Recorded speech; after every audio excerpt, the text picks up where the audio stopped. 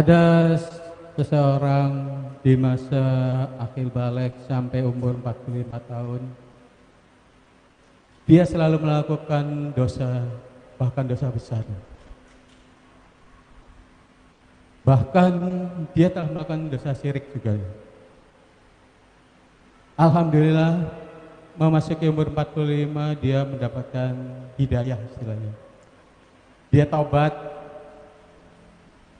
Yang saya tanyakan Bu ya, selama ini dia sama sekali nggak melakukan ibadah, sholat dan yang lainnya. Apakah itu perlu dikodo Bu ya? Itu yang pertama. Yang kedua, masih diampunikah dosa-dosa dia walaupun dia udah taubat? Apalagi itu dosa syirik Bu ya. Itu aja Bu ya. Assalamualaikum warahmatullahi wabarakatuh. Waalaikumsalam warahmatullahi wabarakatuh. Disebutkan bahwasanya dosa syirik adalah tidak akan diampuni oleh Allah di saat orang tersebut mati dalam kesyirikan tersebut. Adapun jika seseorang pernah melakukan kesyirikan kemudian setelah itu kembali kepada Allah, maka dia tidak mati dalam keadaan syirik, mati dalam keadaan iman. Ini berbeda. Jadi pembahasan tidak akan diampuni oleh Allah kalau dia memang ternyata setelah itu mati dalam keadaan syirik. Setelah dia tobat, disinilah memang ada penjelasan di antara para ulama mengatakan bahasanya biarpun sudah kembali masuk Islam lagi, dosa itu tidak akan diampuni karena dosa syirik. Karena dosa syirik. Tapi ini berat. Sebagian mengatakan Allah Maha Kasih. Orang yang nyesel betul. Apalagi waktu dia melakukan kesyirikan karena kurangnya ilmu sehingga ikut-ikutan lalu menyekutukan Allah. Allah Maha Kasih, ikut pendapat ini mudah, insya Allah diampuni. Tapi jangan main-main, jangan lalu mengatakan nanti aku syirik besok balik lagi. Na'udzubillah, baru syirik mati sengsara sepanjang hidupnya. Jangan main-main urusan kemurtadan. Murtad juga boleh main-main. Na'udzubillah, kita tidak bisa menjamin bakal di 2 detik ke depan kok. 2 menit ke depan belum bisa menjamin. Maka jangan main-main urusan menyekutukan Allah. Kalau syirik, mati dalam syirik sudah selamanya di neraka. Tidak akan diangkat oleh Allah setelah itu. Baik. Kemudian dosa akan diampuni oleh Allah. Allah Maha Kasih dengan catatan dia serius dalam bertobat. Dia serius dalam bertobat termasuk dosa-dosa gede tadi. Allah Maha Pengampun. Bahkan dijanjikan bahwasanya at-taibu minadz dzambi kaman la dzambalah. Orang bertobat dari dosa seperti orang yang tidak pernah berdosa. Apalagi kalau melihat kisahnya teman Anda, orang itu adalah memang selama ini hidupnya jarang ngaji. Bukan karena nantang Allah dia. Hanya karena dia kurang kawan, nggak ngerti, ikut-ikutan. Yang banyak semacam itu. Dia nggak ngerti, tidak ada bimbingan. Kemudian dia setelah itu tobat, menyesal dengan penyesalan yang sesungguhnya. Allah Rahman Rahim, Allah Al-Ghaffarul Ghafur, Allah Maha Pengampun. Jangan khawatir. Yang enggak boleh mengentengkan dosa. Biarpun dosa kecil jadi gede dan tidak diampuni oleh Allah. Kalau orang mengentengkan dosa, ngeremain dosa, kurang ajar. Apalagi dosa kecil diremehkan. Enggak apa-apa deh. Oh, hati-hati.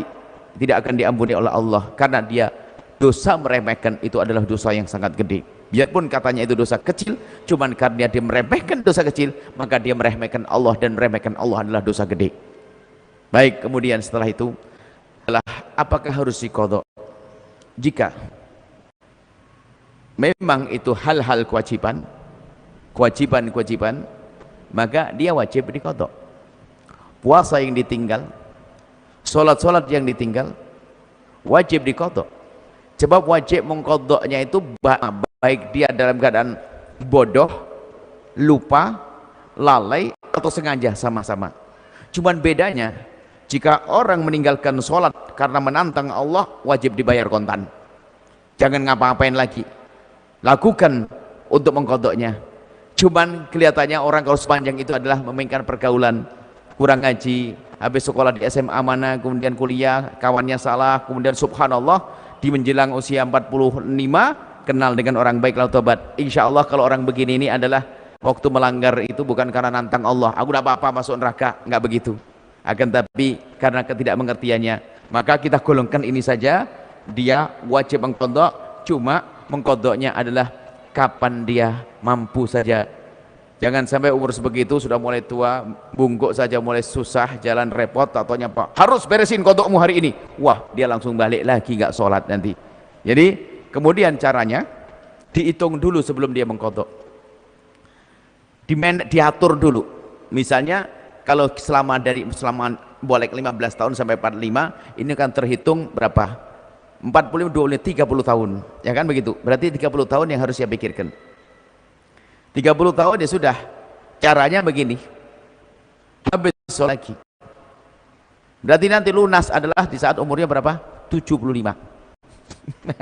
Jadi enteng aja, dia habis sholat lagi, habis sholat lagi, habis sholat lagi. Rutin seperti itu.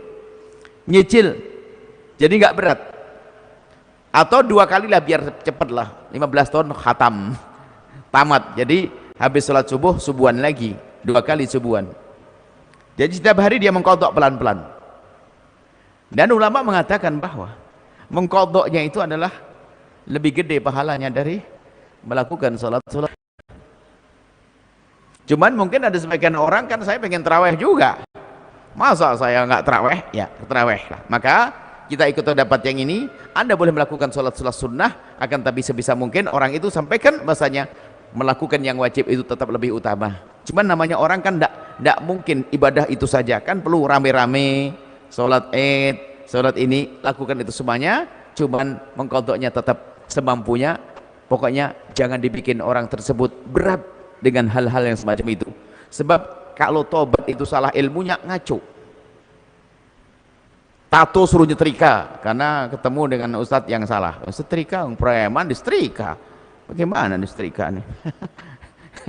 Karena ya itu permasalahannya, salah berguru ini bahaya banget. Suruh tobat, suruh ngapain? Suruh nyebur di mana nih? Mana cebur-ceburan tobatan? Diseksa gini, ada. Tobat itu indah. Maka kalau cara bertobat itu salah, ketemu gurunya tobat, dia nggak akan tobat, malah balik lagi nanti, nggak mau tobat lagi.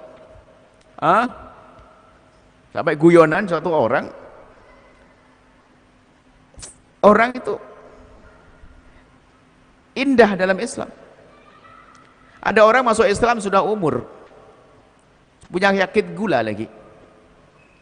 Ustadznya ini keras kepala, harus disunat. Mikir dia, gulanya tinggi, mau sunat. Padahal kan masalah pembahasan fikih kan luas. Ada madhab lain yang kita hadirkan.